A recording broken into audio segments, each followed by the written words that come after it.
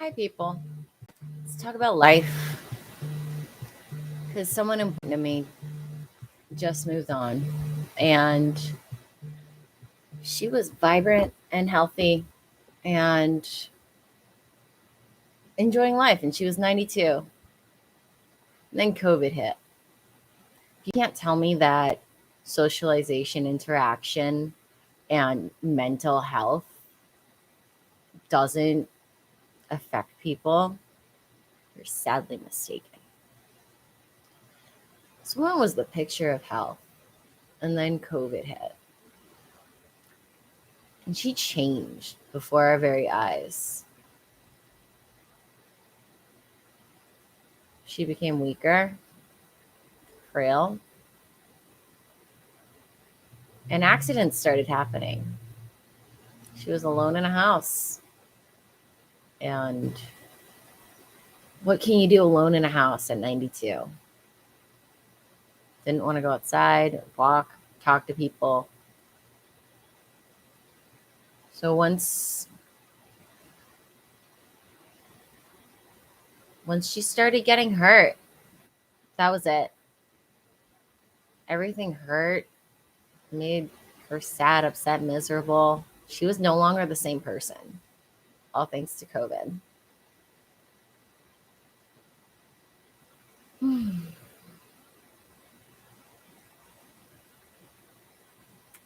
I am working in financial education and planning for the inevitable, making sure that when you pass, could be today, could be tomorrow, it could be 30 years from now. I know someone who passed today. My mom got a call saying she wasn't doing well. There are issues. And she got to spend her last minutes with her. Who's going to take a gamble when someone they love passes? My boyfriend almost T-boned a lady yesterday because she didn't know where she was going while she was driving. That could have ended his life. It could have ended her life.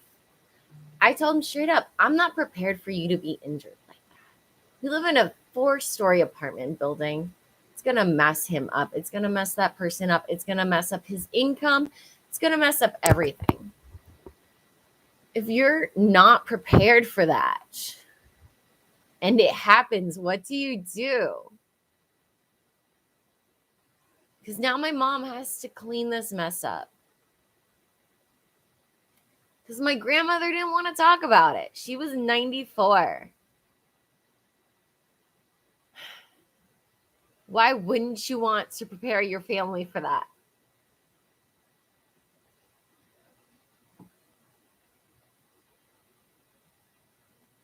Who wants to deal with that?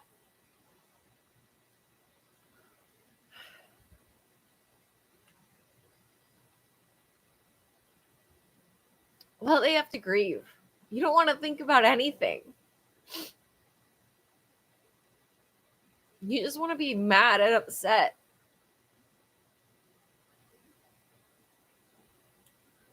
So if you want to leave your family in that mess, you're doing a heck of a job. Don't think about me crying here. Think about your spouse, your children. Because this would be what it looks like. I'm in a different state than they are. I have too many things to do. Too many people relying on me that I cannot go if it were this weekend. Or probably next weekend either.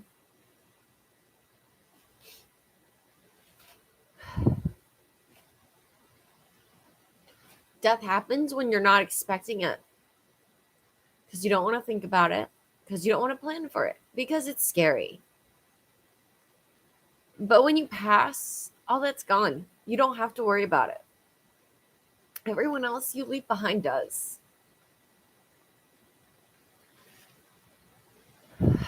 So tell me, is it really worth not taking the 30 minutes to plan it? Because that's going to stick with them when you pass and they have to deal with it.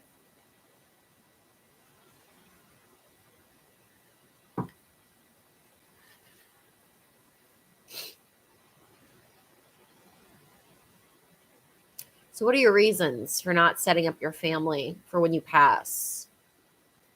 Because you're uncomfortable for 30 minutes talking about it?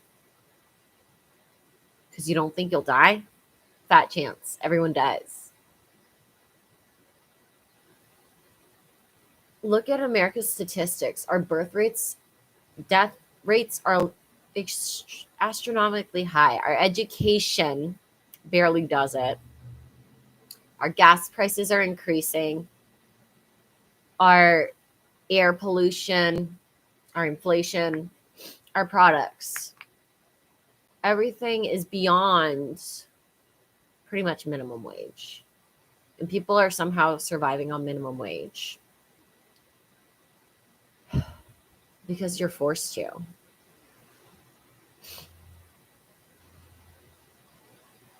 But not planning ahead, not figuring out what you have to do to be able to live in your older and beyond your years,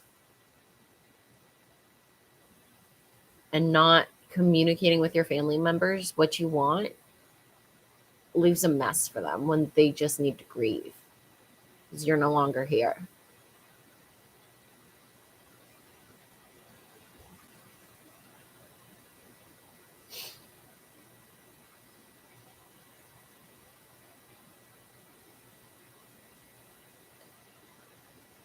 There are two certain things in this world: death and taxes. I can help you with taxes. I can't help you with death.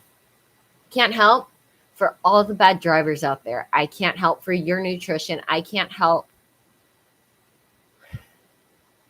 for what you do on a daily basis. That's all you, which leads to your death. Every American, I can guarantee you, is going to have some type of disease or disability within their life. So many rates of cancer, so many rates of obesity, so many rates of heart issues, arteries, diabetes, that it just makes it certain that you're going to die a lot sooner. So if you're expecting to live till 94 and you have bad habits, you need to start planning right now. I don't even want to get into the specifics of planning because that's not why I'm here. I'm trying to appeal to you. And I think about it a lot. Life is finite. Working a 9-to-5 job, I found it so monotonous and so just, why am I here? It's crazy. Someone will pay me to show up and do something because it doesn't meet my standards. So why not do something that meets your standards, that helps you? Because being in a 9-to-5 doesn't help you. It doesn't help shape you in any manner. It helps shape you to what someone else wants you to be. But what do you want to be? Do you want to be a burden for your family? Do you want to be successful? Do you want to be under someone's thumb for the rest of your life? How the world works is you have to please others. I got sick of it. I don't want to do that. I want to speak to people who need to hear it and want to hear it. And make sure that you're ready because it's coming whether you like it or not. Even if you're not thinking about it, it's still coming. And it was my grandmother's birthday today. Who expects that to happen? It throws everyone for a loop. And if you don't communicate, let alone plan what is going to happen, everyone's running around not knowing what to do. It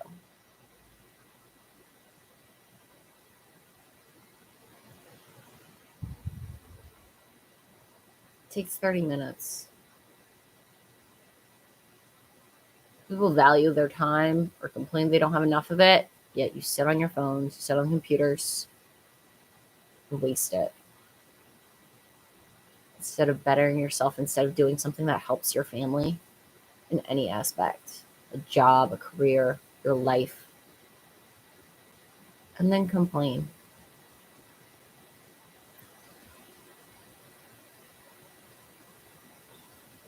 I've constantly been working till 8, 9 a.m. to 8 p.m.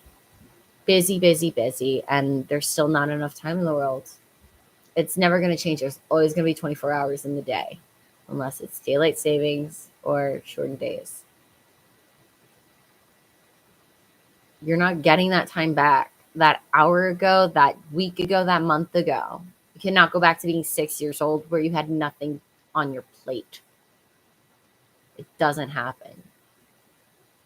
You need to grow up, figure out what's next, and be prepared. Because if you're distracted while you're driving, you don't know what's coming to hit you. Same in life. If you're not paying attention, it's going to miss you. You're not going to see what's coming. You're going to get hit. Put the phones down. Pay attention. Listen up. Figure out what you're doing and do it. I heard something.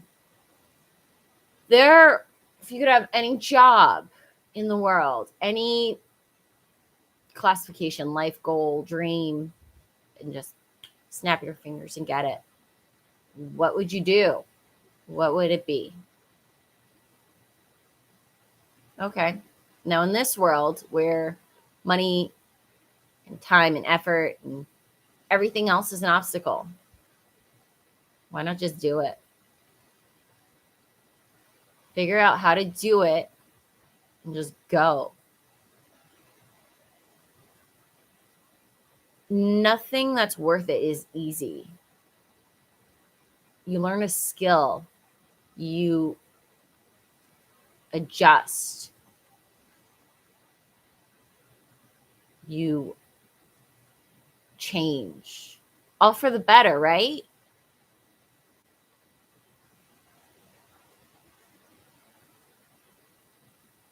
There's a whole process to everything. You can't just jump into a cockpit and expect to be able to fly an airplane. You have to go to school to know how to do that. So why is anything else different? You want to do something, figure out how to do it and do it. Find those resources. Find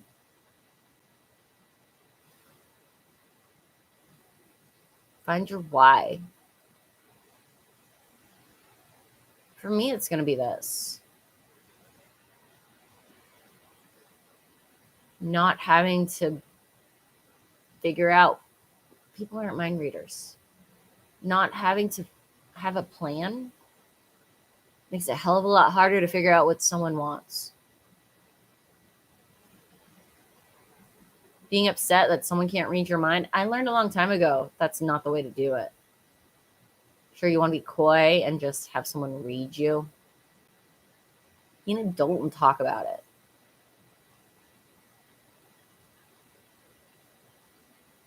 The longer you wait, the worse it gets.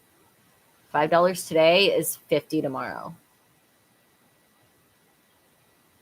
So why wouldn't you pay the $5? The payment's inevitable.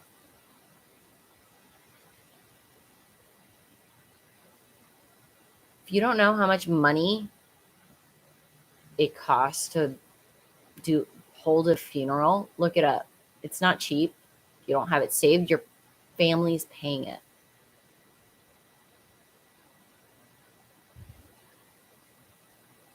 If you don't want them to, if you want the money ready to go, plus then some, if they have to miss out on work, they have to close your assets,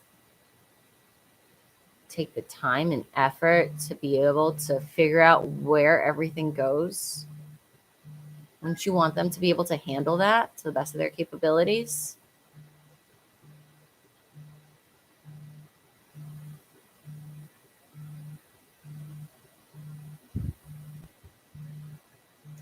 If you love those people, why set them up for failure? It's not love. It's a disappointment.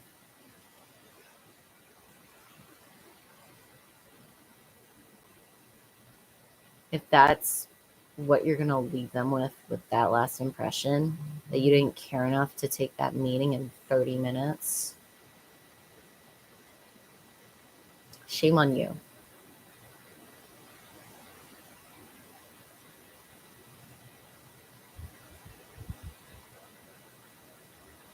So we have to live with that. Being afraid doesn't mean it's not coming. It means it's going to hurt a hell of a lot more.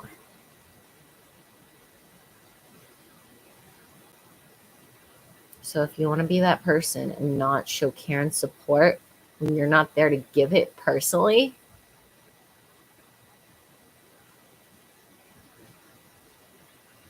that's on you. And I want you to know that.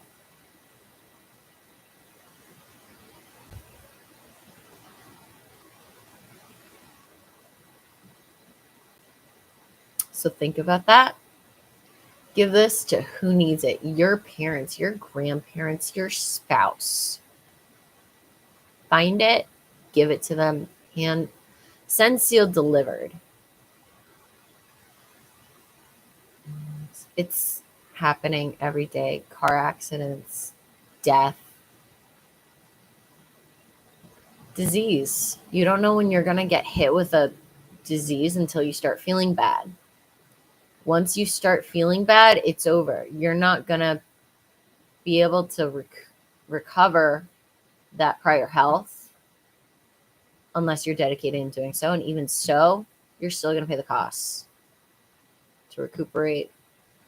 If you wanted to cover yourself then, it's too late. So why are you doing it when it's too late and going to cost you way more?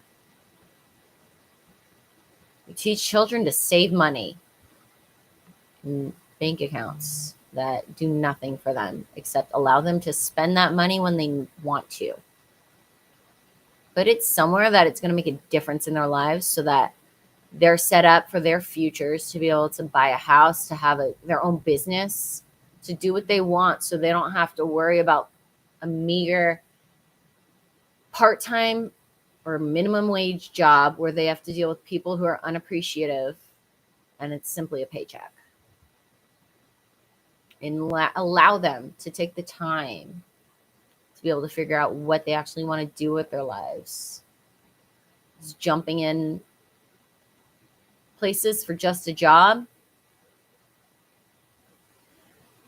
could send you on the right path. It could send you down a fish hole that you're stuck in for the rest of your life because you need that job and you need that money. But with COVID, we had that ability to rethink our structure. Yes, we needed the money, but it wasn't there. So we had to rethink what we wanted to do, figure out how to do it, and stimulus helped people because they needed that plan and that goal to be able to take the time and effort to be able to do it because they had the support. You give people support and they'll run with it. So give your children the support they need when they need it and start now. Otherwise, you're just keeping life hard. What parent wants to keep life hard for their child? You don't deserve to be a parent if you don't care, if you don't want to make life easier for your child. That's all a parent should want to do. To make life easier, not have the struggles that they had to deal with. If you're not taking actions other than, oh, I have a 5-cent increase yearly, shame on you. That's not going to get your child or you anywhere. It's going to make you a burden when that time comes for you and your child has to figure out what they have to do to keep you secure. My generation is figuring it out. Everyone else needs to get on board. Because we're tired and sick of being undervalued and unappreciated. We're ready to make moves. You need to jump on the train. We're not putting up with it anymore. If you're not ready, it's already too late. You need to do it when you could afford to, when you didn't have bills, when you didn't have family, when you didn't have children. You didn't have a house. That's when to do it, because you had all that money and no one looking for you for support. You were just living your life, having fun. And that's when you needed to do it, because it wouldn't have made such an impact as it does now. And you would have already been that much closer. If you're 30 and you started in college with $1,000, let's do conservative, $1,000 a year. Let's find a simple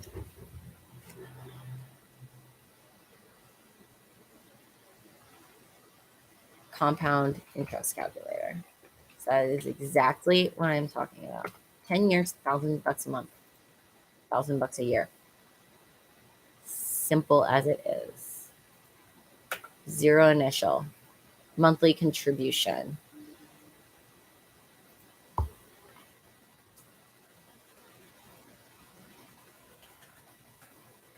It's only $83 a month.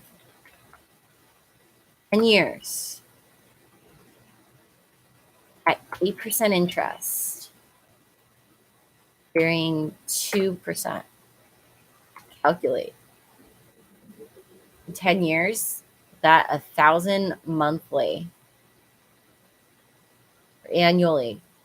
So 10,000, you have at most 16,000.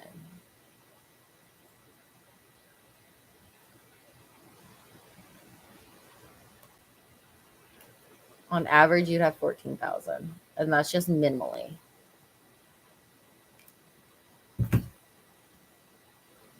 It's $4,000 in 10 years, which stakes because it's so low. Say it's $100 in 10 years. 17,000.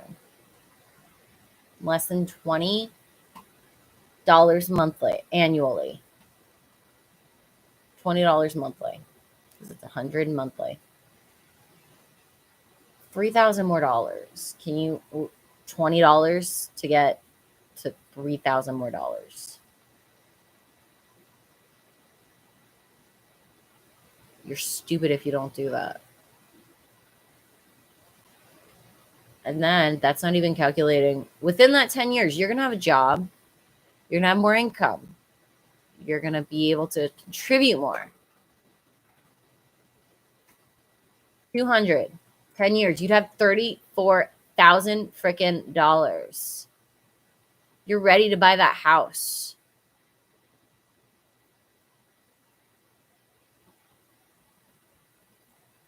It's simple. Start now, put it in the right place.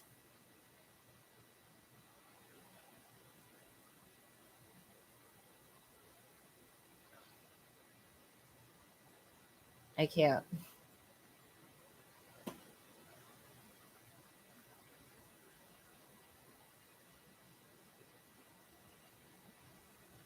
Get your ish together. Start yesterday, not tomorrow, not in a year. Because you don't have the money.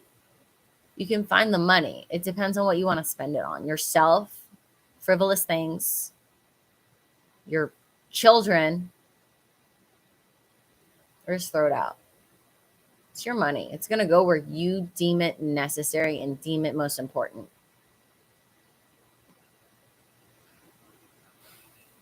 So figure out what's most important to you and put it there.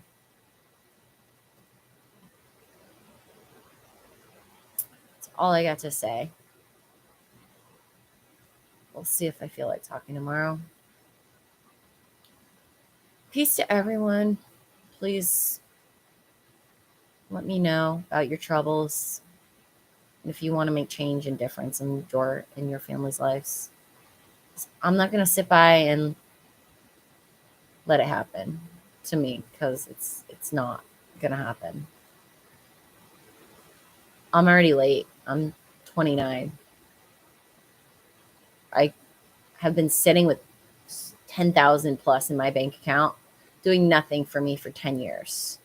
I wish someone had told me about this. Wish. That's why I'm here talking to you people who are saving that money in your account for no reason. Because, oh, what if I need it? Oh, what if I want to buy something? Screw that. Be reasonable, be level headed, and not have to pay $5,000 on a mortgage because you had an adequate down payment, and be able to afford your house and still save money. Happy Wednesday. It is the 16th of March, and I'm commemorating this day for you to change your life and figure out how to do it and talk to me to do so. Thank you, one and all.